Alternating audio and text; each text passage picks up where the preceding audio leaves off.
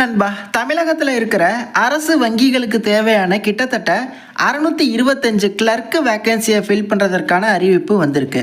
நிரந்தரமான அரசு வேலைவாய்ப்பு, நம்ம தமிழகத்தில் மட்டுமே பணி. எனி டிகிரி முடிச்சிருக்கீங்களா? தாராளமாக அப்ளை பண்ணலாம். வேற லெவல் சேலரி. ஆமாம், இந்த வேலைவாய்ப்புக்கு யார் அப்ளை பண்ணுறது, என்னெல்லாம் தகுதி, எல்லாத்தையுமே டீட்டெயில்டாக சொல்கிறேன். அப்ளை பண்ண இன்னும் சரியாக 7 நாட்கள் மட்டுமே டைம் தாங்க இருக்குது. ஒரு குட்டி இன்ட்ரோ, அதுவும் ஃப்ரீ தான், ஸ்கிப் பண்ணாதீங்க. எஸ்பிஐ கிளர்க் நோட்டிஃபிகேஷன் வந்திருக்கு. அதற்கான வீக்லி லைவ் டெஸ்ட்டை ஆலிபோர்ட் தரப்புலேருந்து every week Friday to Sunday provide பண்ணுறாங்க. ட்ரை பண்ணி பாருங்கள். சரி, நீங்கள் ஏன் ட்ரை பண்ணணும்? எக்ஸாக்டாக எஸ்பிஐ கிளர்க் எக்ஸாம் எப்படி இருக்குமோ அதே இன்டர்ஃபேஸில் இருக்கும். எக்ஸாம் அட்டன் பண்ணி முடிச்சக்கப்புறம் ஏஐ பவர்டு அனாலிசிஸ் தெரிஞ்சுக்கலாம்.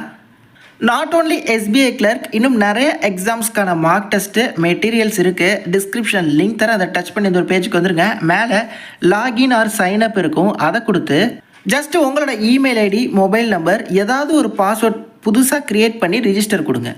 அவ்வளோதான், உங்களுக்கான டேஷ்போர்டு ஓப்பன் ஆகிடுச்சு. ஸ்க்ரோல் அப் பண்ணுறீங்க அப்படின்னா எஸ்பிஐ கிளர்க்கான ப்ரிலிம்ஸ் லைவ் டெஸ்ட் இருக்கும். அதை கொடுங்க.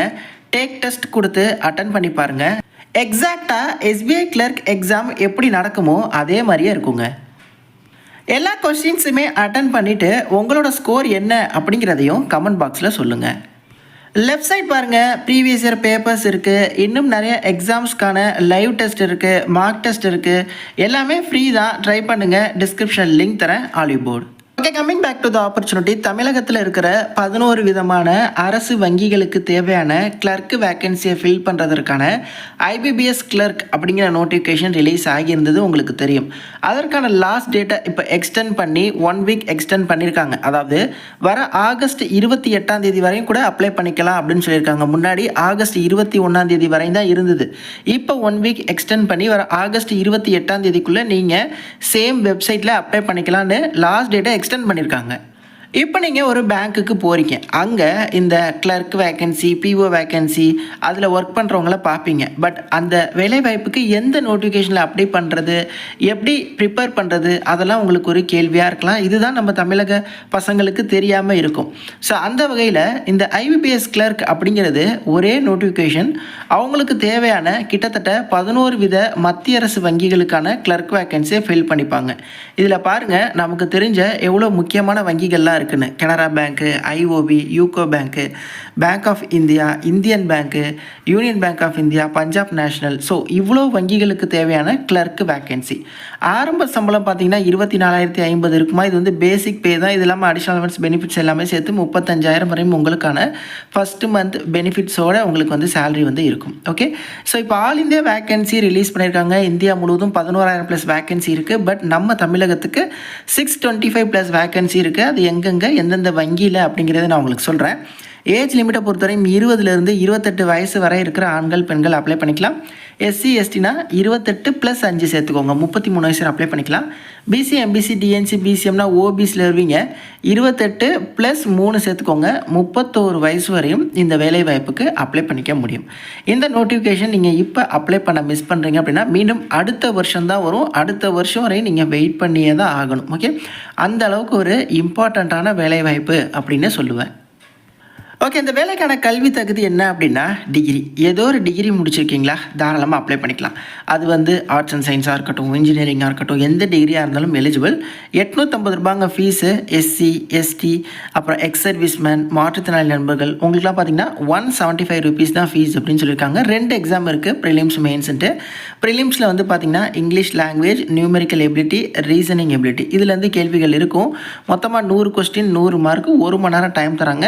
தேர்வை நீங்கள் தமிழ்நாட்டிலே எழுதிக்கலாம். இதில் இந்த இங்கிலீஷ் லாங்குவேஜை தவிர மீதி உள்ள 2த்தையுமே நீங்கள் வந்து விருப்பப்பட்டால் தமிழில், அதாவது மீடியம் ஆஃப் எக்ஸாமினேஷன், நீங்கள் தமிழில் கூட சூஸ் பண்ணி எழுதிக்கலாம். இந்த ப்ரிலிம்ஸ் எக்ஸாமினேஷன் நல்லா பர்ஃபார்ம் பண்ணுறவங்க நெக்ஸ்ட்டு மெயின்ஸ்க்கு ஷார்ட் லிஸ்ட் பண்ணுவாங்க. மெயின்ஸை பொறுத்தவரையும் general and financial awareness, general English, reasoning ability, quantitative aptitude, இதுலேருந்து 160 கொஸ்டின், 200 மார்க்கு, 125 நிமிஷம் வந்து டைம் தராங்க. இதையுமே நீங்கள் தமிழ்நாட்டில் எழுதிக்கலாம். அதாவது தமிழ்நாட்டில் இருக்கிற வேக்கன்சிக்கு நீங்கள் தேர்வையும் தமிழ்நாட்டில் எழுதிக்கலாம். தேர்வை வேணால் விருப்பப்பட்ட தமிழ் மொழியில் எழுதிக்கலாம். ப்ளஸ் பணியிடமும் உங்களுக்கு தமிழ்நாடு தான். ஆல்ரெடி இந்த வேலைவாய்ப்புக்கு நீங்கள் வீட்டில் இருந்தே எப்படி அப்ளை பண்ணுறது அப்படிங்கிற வீடியோவும் நான் போஸ்ட் பண்ணியிருக்கேன். டிஸ்கிரிப்ஷன் லிங்க் தரேன். அந்த வீடியோவை பார்த்து கூட நீங்கள் ஸ்டெப் பை ஸ்டெப்பாக வீட்டிலேருந்தே அப்ளை பண்ணிக்கோங்க. Photo, signature, left thumb impression, hand return declaration இது போன்ற டாக்குமெண்ட்ஸ் எல்லாமே நீங்கள் வந்து அப்லோட் பண்ணுற மாதிரி இருக்கும். ஒன்ஸ் நீங்கள் எல்லாத்தையுமே சக்ஸஸ்ஃபுல்லாக அப்லோட் பண்ணக்கப்புறம் ஃபீ வந்து நீங்கள் பே பண்ணால் தான் உங்களோட அப்ளிகேஷன் வந்து கம்ப்ளீட் ஆகும். ஓகே, மொத்தமாக 11,000+ வேக்கன்சி அப்படின்னு சொல்லியிருந்தேன். அதை வந்து இவங்க ஸ்டேட் வைஸ் வேக்கன்சி ஸ்ப்ளிட்டப்பும் கொடுத்துருக்காங்க. நம்ம மற்ற ஸ்டேட்லாம் பார்க்க வேணாம். நம்ம தமிழ்நாட்டில் எவ்வளோ வேக்கன்சி அப்படிங்கிறத மட்டும் பார்த்துடலாம். ஓகே, தமிழ்நாடை பொறுத்தவரையும் 675 வேக்கன்சி அப்படின்னு சொல்லியிருக்காங்க. அதுவும் எந்தெந்த வங்கிகள் அப்படின்னு பாருங்கள். பேங்க் ஆஃப் பரோடாவில் 50 வேக்கன்சி இருக்குது. பேங்க் ஆஃப் இந்தியாவில் 5, அதேமாதிரி பேங்க் ஆஃப் மகாராஷ்டிராவில் 40. இதே மாதிரி இதில் இந்தியன் பேங்க்கில் பாருங்கள் 345 கிளர்க் வேக்கன்சி வந்து ஃபில் பண்ணுறாங்க. இதே மாதிரி எந்தெந்த வங்கியில் எவ்வளோ வேக்கன்சின்னு பாருங்கள். இன்னும் இந்த யூனியன் பேங்க் ஆஃப் இந்தியாவில் மட்டும் என்ஆரில் இருக்குது, நாட் ரிப்போர்ட்டடில் இருக்குது. அவங்க வேக்கன்சி ரிப்போர்ட் பண்ணல. வேக்கன்சி ரிப்போர்ட் பண்ணுறாங்கன்னா இன்னும் பார்த்தீங்கன்னா இந்த வேக்கன்சி கொஞ்சம் இன்க்ரீஸ் ஆக நிறைய பாசிபிலிட்டி வந்து இருக்குது. மொத்தம் 2 தேர்வுன்னு சொல்லியிருந்தேன். ப்ரிலிம்ஸை இதில் ஏதோ ஒரு இடத்த நீங்கள் சூஸ் பண்ணி எழுதிக்கலாம். மெயின்ஸு யாரெல்லாம் ப்ரிலிம்ஸ்லேருந்து மெயின்ஸ் செலக்ட் ஆகுறாங்களோ மெயின்ஸை கூட நீங்கள் இதில் ஏதோ ஒரு இடத்த நீங்கள் சூஸ் பண்ணி இதற்கான தேர்வை வந்து எழுதிக்க முடியும். நோட்டிஃபிகேஷனில் 52வது பக்கத்துலேருந்து என்ன சைஸில் அப்லோட் பண்ணணும் இது போன்ற தகவல் எல்லாமே வந்து கொடுத்துருக்காங்க. நான் டிஸ்கிரிப்ஷன்லேயுமே டீட்டெயில்டு வீடியோ கொடுக்குறேன், எப்படி அப்ளை பண்ணுறதுங்கிற வீடியோ கொடுக்குறேன்.